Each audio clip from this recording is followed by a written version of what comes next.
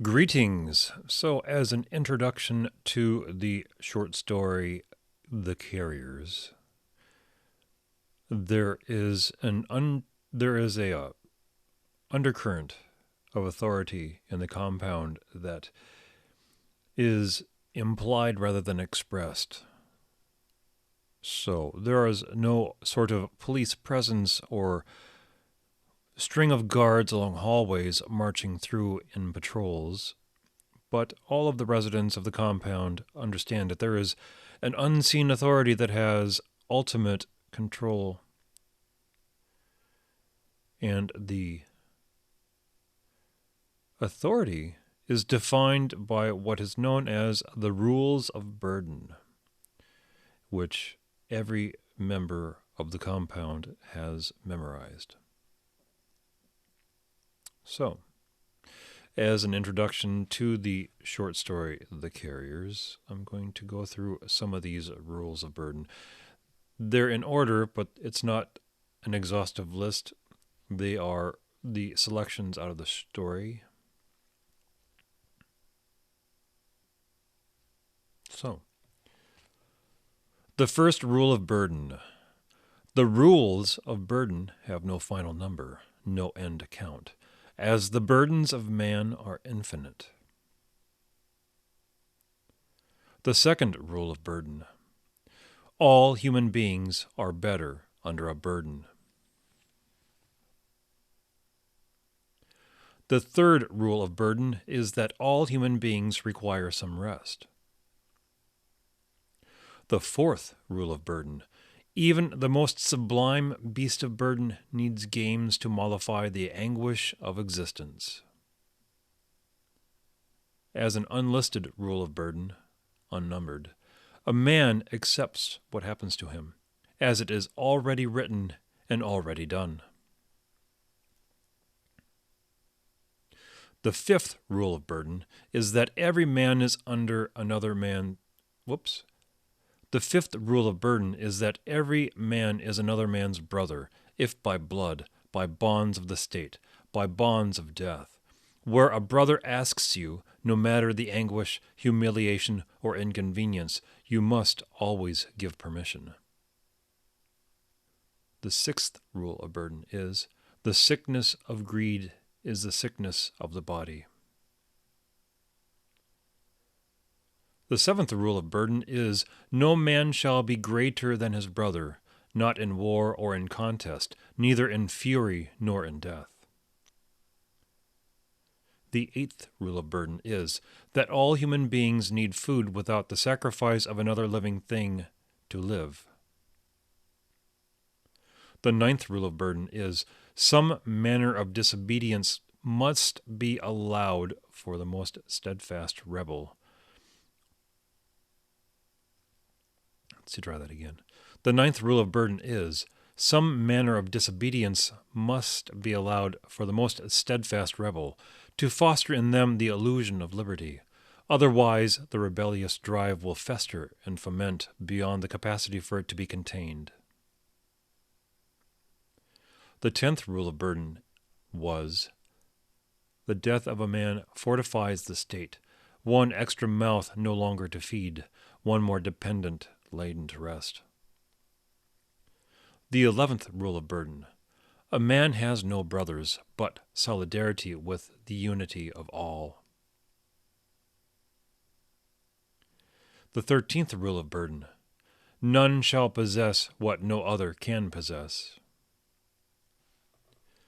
The 16th rule of burden.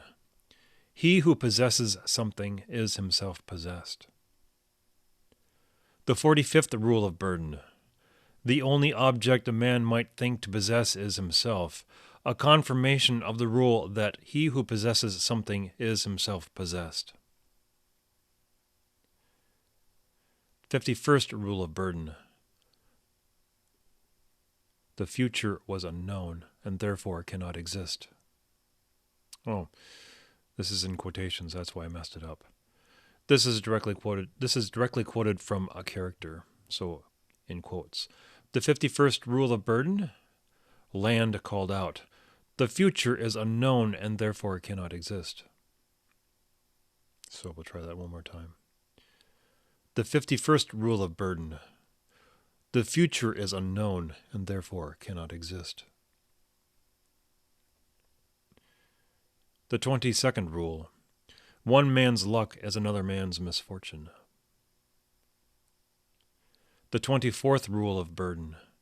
If a man can touch the earth with his feet, the sky with his head, east with his one hand and west with his other, he is far too big and needs trimming. The 24th rule of burden. Rule was that of a good day's work. The 30th rule of burden. To police the souls of men, men must police their brothers. The 37th rule of burden. No man's life is worth more than another. The 71st rule of burden. Any object a man no longer holds in his grasp is an object he can no longer make claim to. The 81st rule of burden. The closer man lives among the worms that will clean his bones, the better. The 85th rule of burden. A man in possession of the greatest anguish is the purest form of man. The 86th rule of burden. Authority rules best when unseen, governs wisely when in the shadows, enforces when the hand of authority reaches from where no one knows. The 91st rule of burden. Man is no greater than an insect, and upon ingesting an insect is devouring the body of man. The 92nd rule of burden. Absurdity is the rule, for if there was order, it would suggest otherwise. 93rd rule of burden.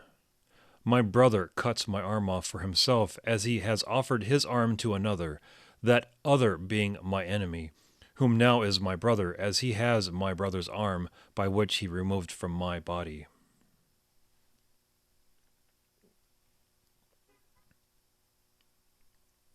The 94th rule of burden. My mind is my enemy, for it whispers in my ear things I should not hear. The 95th rule of burden. My stomach is my master, for without it I shall die.